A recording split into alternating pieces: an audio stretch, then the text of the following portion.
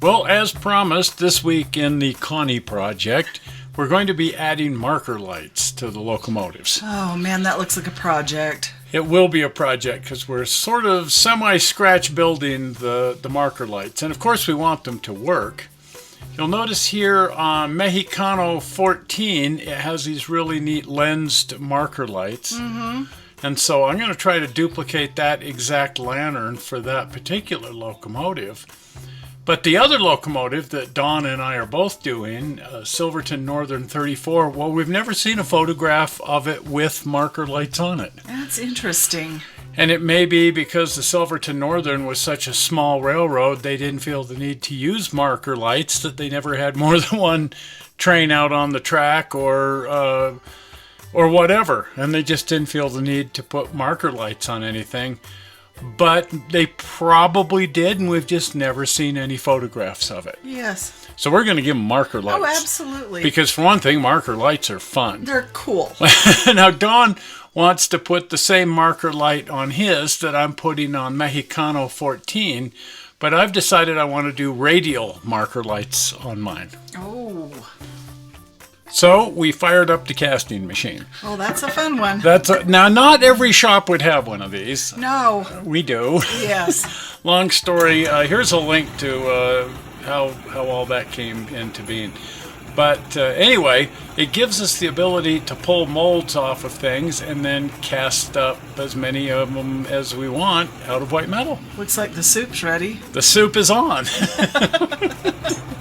I pulled a pattern years ago off of an Ozark Miniature lensed marker light and put it in this mold right here. And as you can see, with a bunch of other parts too. But there they are. Oh, they turned out really well. They don't always cast in, but you just keep hitting the mold until you get what you want. Right. And that means that all these other parts kind of cast in too. So we end up with a few fire hydrants and a few things. Right. Well, if you don't want them, you can always throw them back in the pot. And actually, I have need of all these other parts, so they're just all going to go into a sorting bin. Exactly. Anyway, Watch the magic begin. yeah. Now, as I say, not everything casts in every time, so you kind of have to just look these things over, look for flaws, figure out what you can live with and what you can't. And pretty soon you have quite a few parts that you need. Trying to cast a bunch of This is a part that I've been actually wanting to cast up anyway. It's a brake cylinder for a half-inch scale piece of rolling stock. Don made the pattern for that years ago. Well, I'm glad you know what it is because it looks like a starter motor for a Camaro or something. There's also a whole bunch of HO parts here, furniture, Oh, wow. that neat little table right there. Oh, So cool. we'll just hang on to all of this stuff. We'll use it for something. Oh, I'm sure I could use it. You do all kinds of interiors, Yeah. and you might have need of a little Coke machine Oh, like absolutely. that. This is a half-inch scale coupler. Again, Don did the master for that years ago, and so we end up with a bunch of half-inch scale couplers. Right. And these are HO scale doors. Oh, man. We'll use those, and then there's that brake cylinder. Oh, that- now I can that see I what need. it is. Anyway, you pretty soon have a table full of random stuff. Oh, boy. And then you spend the next hour sorting through all this and figuring out just what the heck you've created. My junk drawer. Hey, look at that. And then try to get everything broken out. Throw the stuff that didn't quite work back into the pot. But we end up with some shovels and some oil cans. That's neat. Just all kinds of fun things. We have more fire hydrants. But I think I may do a fire hydrant junkyard. Absolutely. Anyway, here are the lensed marker lights, and got plenty of those. We gave 2 to Dawn, and I took 2 and started cleaning them up and getting ready to put lenses in them. Oh, how fun. They cast up with quite a bit of material inside the lantern, and so the very first thing I have to do is go through and core them out and get rid of all of the material inside there so that they're actually hollow. Now, Don made up 4 of these on his lathe. Just a little bit of brass wire and a disc with a hole centered in it and then silver soldered together. The 4 lensed marker lights will be mounted using those. And he made them out of brass because it has to be much stronger than the white metal. Right. Now, I also wanted to open up the little vent holes in the top of the lantern. Boy, that's the minuscule work. It's teeny tiny, but I thought it would be fun if the light from the bulb inside also could be seen ever so slightly through the vent holes. That'd be neat. Then on to hooking up the lights. That involves drilling a very small hole in those discs that Dawn made for us, and then putting the light bulb in there and figuring out how the whole thing's going to mount together. Right.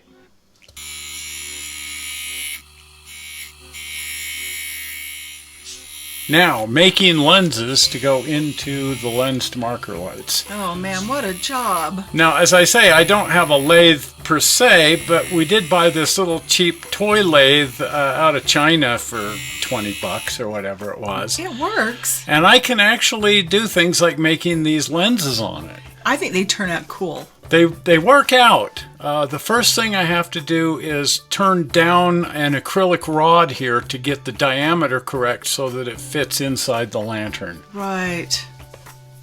I then have to contour the end of it and then polish that as best I can to make it as shiny, clear as I possibly can. I use very fine sandpaper to get the end as clear as I can get it. And then I actually just go in with my finger and polish it with my finger. And it actually comes out quite clear. Anyway, then the very last thing is to saw that off. I'm just using my X-Acto back saw here.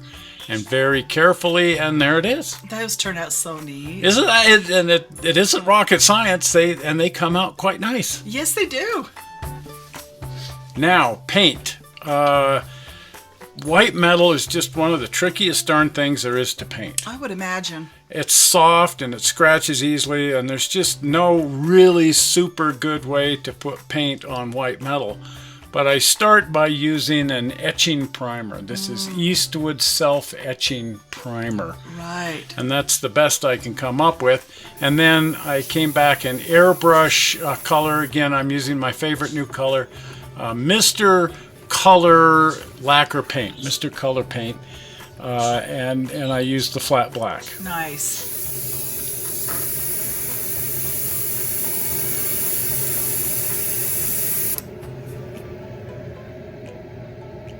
I've tried so many different kinds of paints and acrylics and stuff, but I always come back to lacquer. Right. I can airbrush lacquer. I just have bad luck with everything else.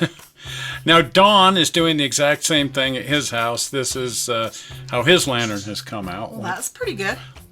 It's kind of fun in an almost competitive sort of way. He's off working on his locomotive, and we're over here working on these two locomotives, and then we compare notes and copy each other's ideas. Well, that's actually good.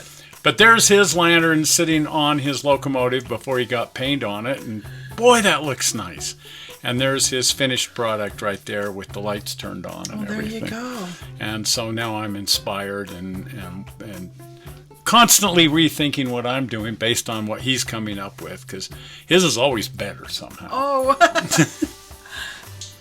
So anyway, there's our finished version right there, ready to be mounted onto the locomotive with the light all installed. It came out pretty nice. I think so. I'm happy with it. You have to keep in mind this thing's very tiny. Right. We're zoomed right in on it. But You can see my little alligator clip down there. yeah, it's actually quite small, and in real life it looks quite nice. Yes.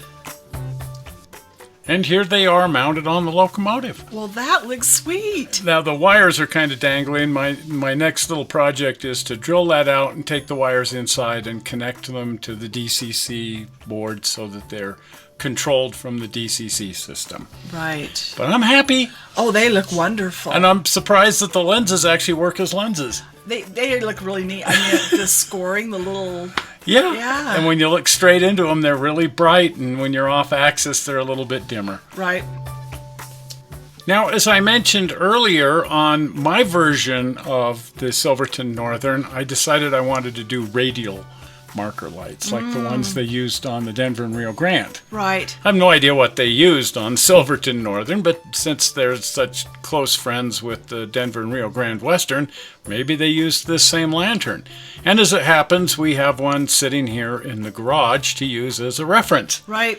And, as it happens, Ozark Miniatures makes a pretty decent one. Oh, look at that. Except it's solid. Uh-huh. And so I need to figure out a way to cut this thing open and fit lenses in it. So the very first thing I did is I drilled that out from the bottom, knowing that the wires would have to go up inside there, and then started cutting out that whole middle section. And that was no mean feat. No. But just working with razor saws and so on, I was finally able to cut away the entire middle of the lantern, ending up with these two parts. Ooh. Now I can take my clear acrylic rod and my little toy lathe and start making radial lenses to go into this lantern. Oh, well, there you go. I also had to drill out the bottom casting to let the wires come through. Oh, man. And then as I was fitting the light bulb, I realized I would have to core that out even farther because the light bulb didn't want to fit. Oh, gee. But here's the various parts that are going to make up the lantern. There's the radial lens that I carved on my lathe. I simply turned that down to the proper diameter, and then I took the edge of my razor saw and held it up against that piece so that the teeth would carve these ridges in there. Oh, my goodness. And I thought that worked rather well. It sure did. And then again, a little bit of polishing, and there's the finished version right there. Exactly. Look at that. It still needs its little side pieces installed, but I'm pretty happy with that. Oh, it's neat. And here it is on the front of the locomotive. I took the whole front of the locomotive off in order to set this whole thing up. Drilling the holes in the front of the smoke box here and then fishing the wires through so that I'll be able to hook those up to the DCC controller board. Well, it sure looks great. I'm quite happy with the whole Oh, thing. I'm blown away. And there they are mounted on the locomotive, all hooked up to the controller board, the Tsunami controller, and pretty happy with that. Oh, I am too. Now I needed to build the little side pieces that go in there because it actually has a front and a back lens, not a lens that goes all the way around. And I did that by just cutting up some pieces of some heat shrink tubing. Well, and it's rounded too, so it would fit right around there. Yep, just set right in place, a little drop of glue, and there's my finished... Boy, you're in business. There's the finished marker lights right there. Ah! And all hooked up to the Tsunami 2 controller board. And there you go. Perfect. Well, if you haven't been over to the channel, and if you're not a subscriber, please become a subscriber. Right. You could also like and share if you want to do that. That doesn't hurt. But if you want to become a subscriber, the easy way to do that is with the blue button. Are we ready? Zoink! Right there, the blue button. Well, we're not sure how you found this video on the internet. We hope you didn't find it boring. And we will see you here on Sunday, because we have something fun for Sunday. Oh, yeah. See ya. See ya. Bye-bye.